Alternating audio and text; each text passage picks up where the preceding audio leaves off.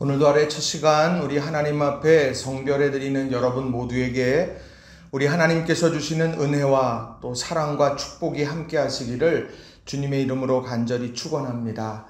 오늘은 예레미야 40장의 말씀을 중심으로 역사를 이루는 믿음의 태도, 역사를 이루는 믿음의 태도라는 제목으로 함께 말씀의 은혜를 나누기를 원합니다. 믿음이란 무엇일까? 믿음은 하나님께서 기뻐하시는 것이다. 히브리서는 그렇게 말하죠. 그런데 이런 믿음은 사실은 태도로부터 시작해서 행위로 마무리된다. 저는 그렇게 생각합니다. 변화하는 상황 속에서 하나님에 대한 태도가 한결같은가? 이것이 우리 믿음의 본질이라 말할 수 있습니다. 다니엘이 보여준 믿음의 태도, 전에 하던 대로 신앙이었죠. 사드락과 메삭과 아벳느고의 신앙, 타는 풀무불 앞에서도 하나님 건져주실 겁니다. 그런데 그리 아니하실지라도 나는 하나님을 사랑합니다. 그런 신앙이었고요. 에스더의 신앙은 죽으면 죽으리라. 내가 이런 결사각오의 그런 신앙이었습니다. 하박국의 신앙은 어떻습니까? 난 여호와로 인하여 즐거워하리라. 가장 중요한 것은 하나님입니다. 라는 이런 신앙의 고백들이 있습니다. 이건 다 믿음의 태도를 이야기하고 있는 것이죠. 그렇다고 하면 우리의 변화하는 삶 속에서 우리들이 가지고 있어야 될 그런 믿음의 태도는 과연 어떠해야 할까요? 오늘 이 예레미야 40장에 나오는 말씀을 중심으로 여러분들과 두 가지로 함께 말씀의 은혜를 나누기를 원합니다. 첫 번째로는요, 나를 필요로 하는 이들과 함께 하려고 힘써야 한다는 겁니다. 나를 필요로 하는 이들과 함께 하려고 힘써야 한다는 거예요. 자, 오늘 본문은 예레미야와 남은 유대 민족들에게 있어서 중요한 선택의 기로였습니다. 예레미야에게는 어찌 보면 세상의 관점에서 성공의 기회를 잡는 순간이었습니다. 자, 예루살렘과 유다의 포로들이 바벨론으로 압송되어 가고 있습니다. 예레미야도 그 대열 가운데 있었습니다. 그런데 포로로 끌려가고 있던 그 예레미야를 한 사람이 알아봅니다. 그 사람이 사령관 느부사라단이었습니다. 그가 예레미야를 발견하고는 라마에서 그를 풀어줍니다. 은혜죠. 기회입니다.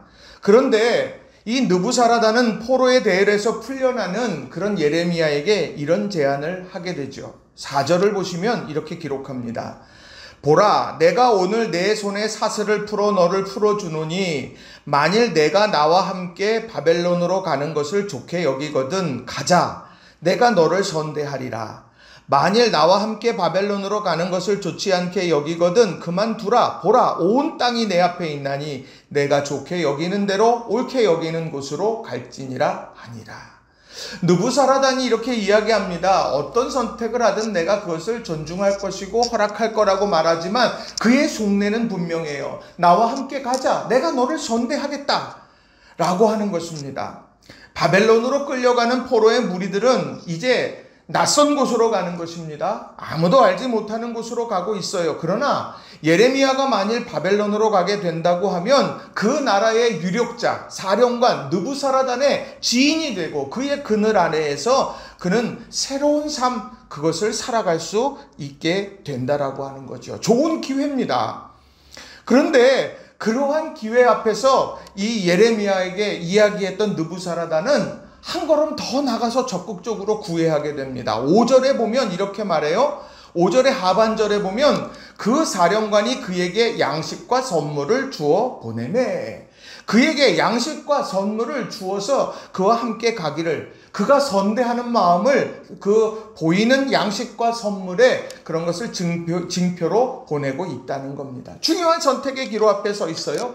여러분은 과연 어떤 선택을 하겠습니까? 유력자 느부사라단과 바벨론으로 가서 그의 선대 아래에서 마음껏 살아가고 행복하게 살아가는 것, 세상의 관점에서. 아니면 이 땅에 남아져 있는 빈민들과 함께 새로운 삶을, 그 지역을 일구어가는 험난하고 고된 그런 삶을 살아가겠느냐는 거예요. 예레미야는 이런 선택을 했습니다. 6절을 보시면 예레미야가 미스바로 가서 아히감의 아들 그다랴에게로 나아가서 그 땅에 남아있는 백성들 가운데에서 그와 함께 사니라. 지금 그 땅을 살아가고 있는 사람들은 누굽니까? 예레미야 39장 10절에 보니까 남아있는 사람들에 대해서 이렇게 설명해요. 사령관 느부사라단이 아무 소유가 없는 빈민을 유다 땅에 남겨두고 그날의 포도원과 밭을 그들에게 주었더라.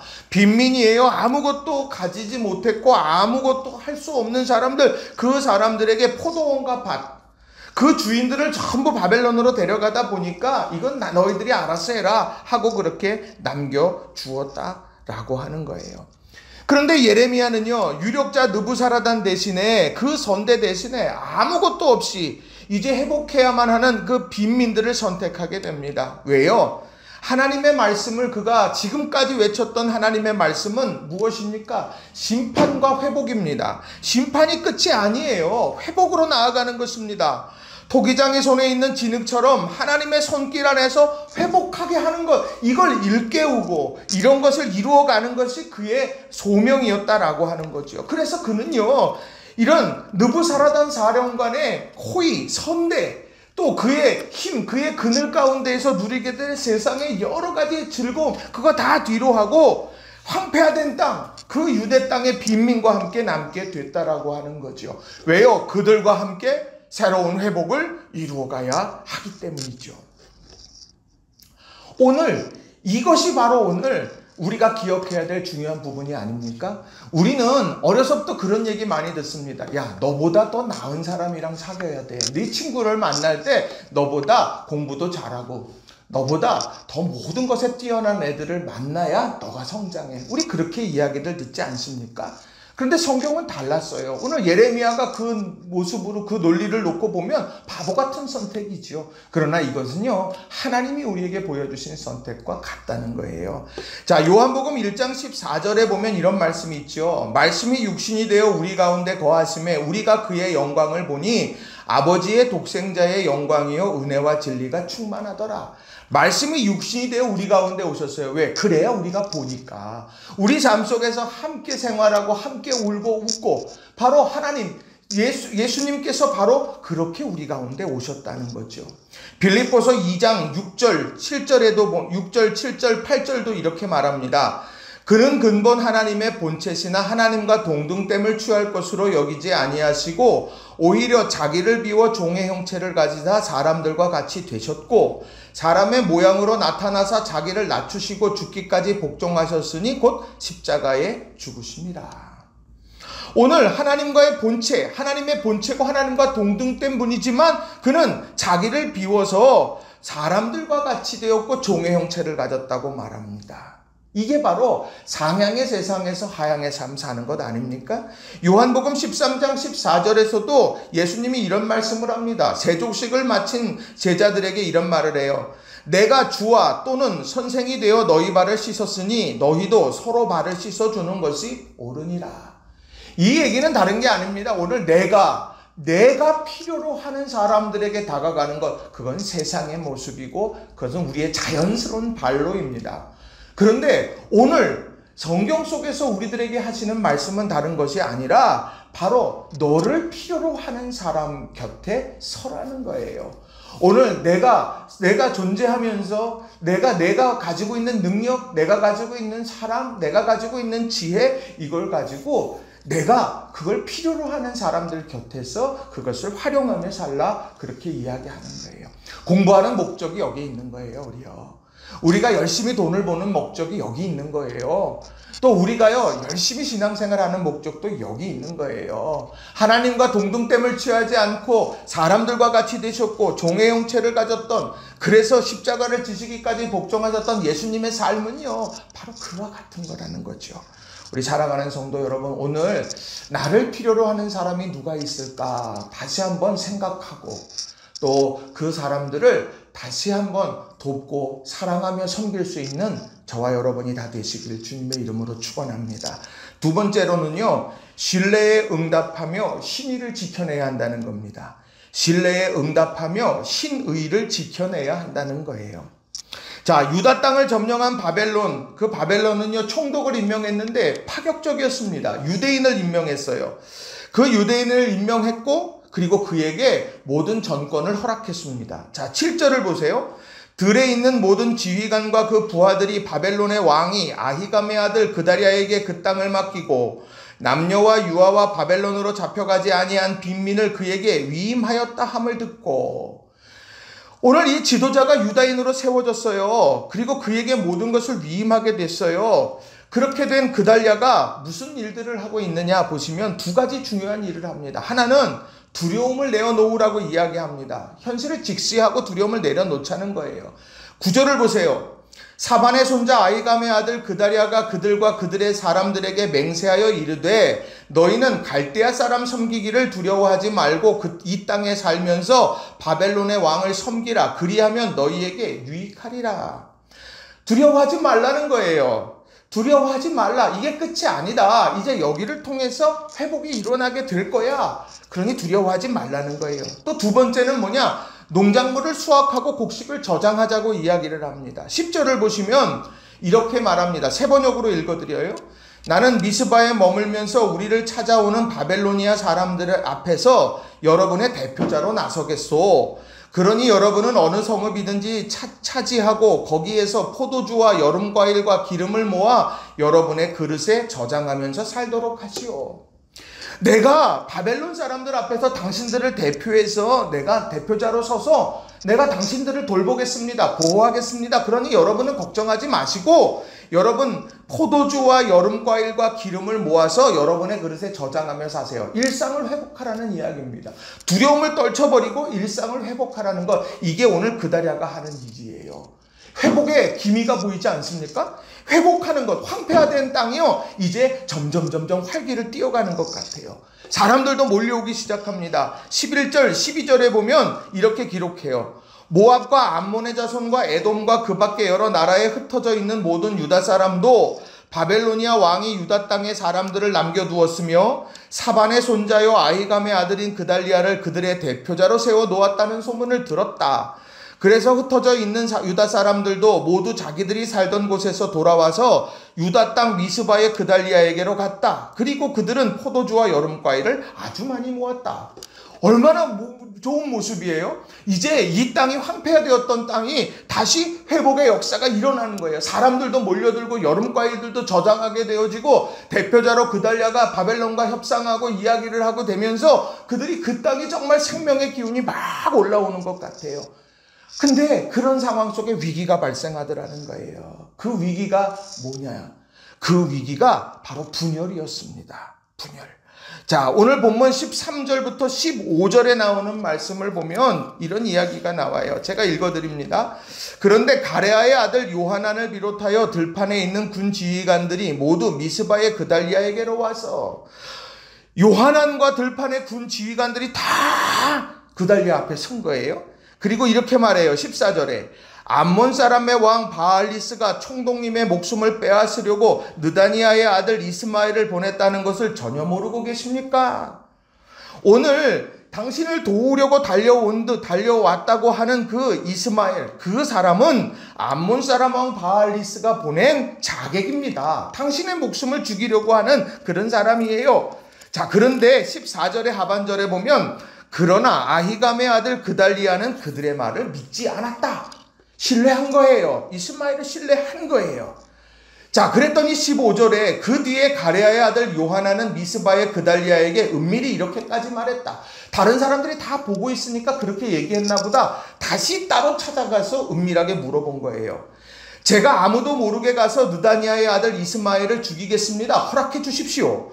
그가 총독님을 살해하면 지금 총독님께 모여있는 모든 유다 사람이 다시 흩어지고 이렇게 살아남은 유다 사람들마저 멸망하고 말 것입니다. 그가 현실을 바로 안 거예요. 지금 그달랴가 죽게 되어지면 유다 사람들은 흩어질 거고 살아남은 유다 사람도 다 멸망하게 될 겁니다. 당신이 중요합니다. 그러니 내가 당신을 죽이려고 하는 저 이스마엘을 내가 아무도 모르게 죽이겠습니다. 허락만 해주십시오. 그렇게까지 이야기를 하고 있는데 16절에 보면 그달랴가 요하난에게 이렇게 말합니다. 그달랴가 그대는 그런 일을 해서는 안 돼요. 그대가 이스마엘에 대하여 한 말은 사실일 리가 없어. 그는 이스마엘을 신뢰했어요. 이스마엘을 신뢰했어요. 그가 이 위기 앞에서 이런 아주 좋은 이런 생명의 회복의 역사를 위해서 그가 일을 감당할 사람이지 그 모든 산통을 깰 사람이라고 생각지 않았다는 거죠. 그는 신뢰했어요.